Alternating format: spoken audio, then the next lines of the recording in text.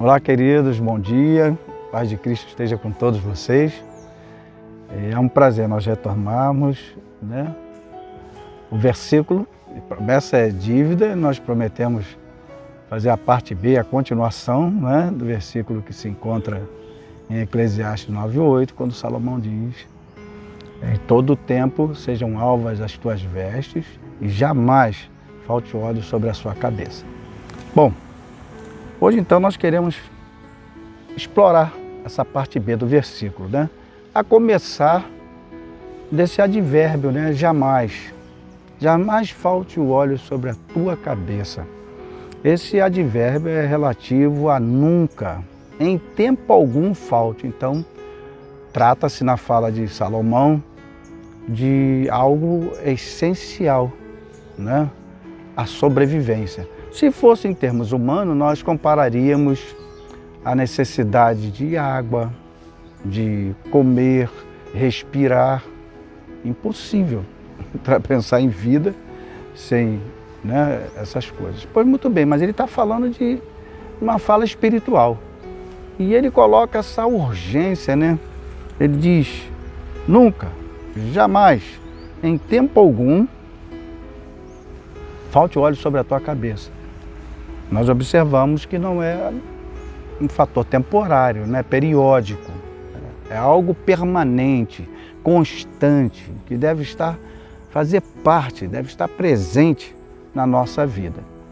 E quando ele diz assim, jamais falte o óleo, a presença do artigo definido o acaba sendo importante para a gente identificar que é uma referência ao óleo da unção, utilizado, né, na ordenação, no chamamento divino sobre a vida de reis, profetas e sacerdotes.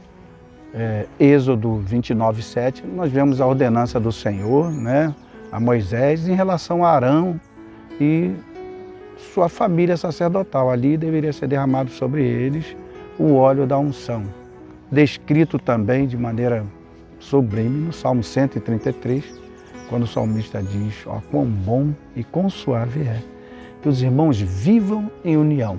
É como óleo precioso que desce, né, sobre a cabeça de Arão, que desce sobre a barba de Arão é até a orla dos seus vestidos. Esse óleo, portanto, era uma referência, não é? É um simbolismo do próprio Espírito Santo.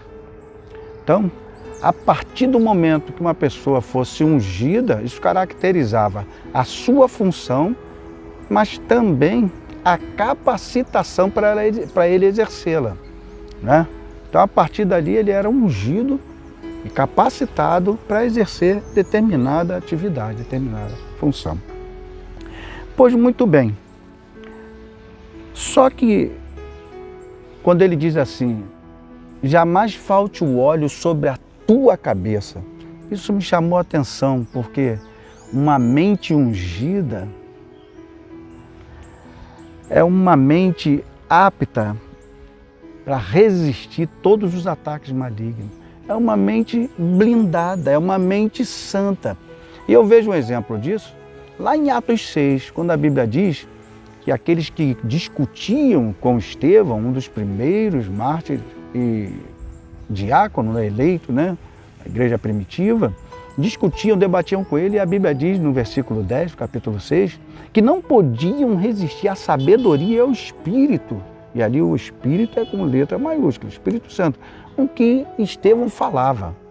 Então, uma mente ungida, ela é blindada, né? Ela é guardada, ela é santa e nos concede aquilo que Isaías 26:3 também nos afirma, né? Que o Senhor preservará em perfeita paz aquele cuja mente está firme nele.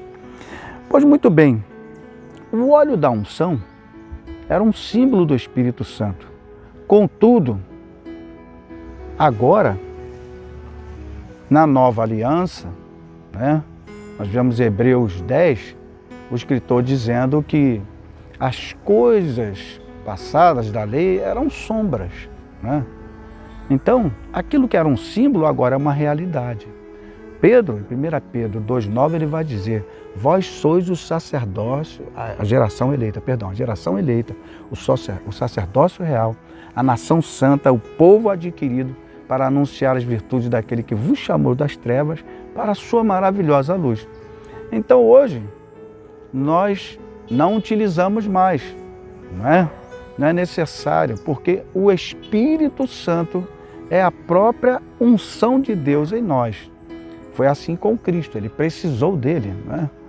Atos 10, 38, Pedro vai dizer que Deus ungiu a Jesus de Nazaré para curar todos os oprimidos do diabo.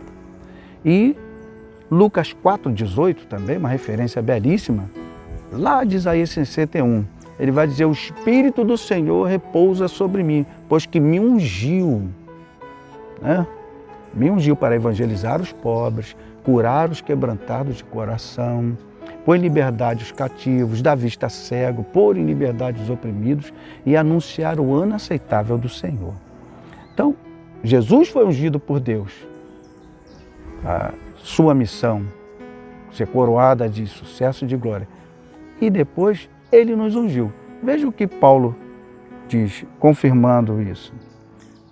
2 Coríntios capítulo 1, versículos 21 e 22. Mas o que nos confirma convosco em Cristo e o que nos ungiu é Deus, o qual também nos selou e deu o penhor do Espírito em nossos corações.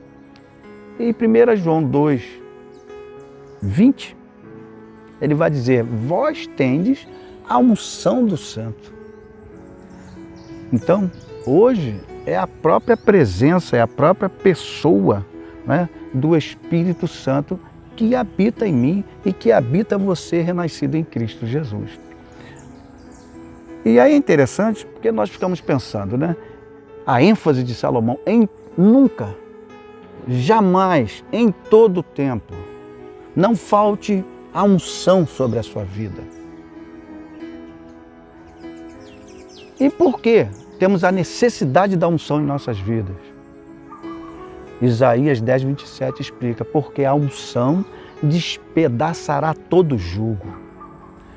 Títulos não são irrelevantes, mas eles não conferem unção a ninguém.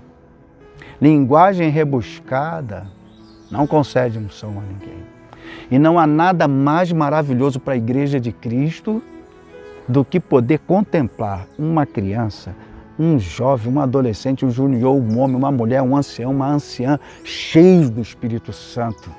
Assim como também não há nada mais terrível para o inferno, para o diabo, para os demônios, do que um crente cheio do Espírito Santo. É por isso que temos essa necessidade. Então, nosso conselho é que você estreite os laços. Procure intimidade cada vez mais com o Espírito de Deus.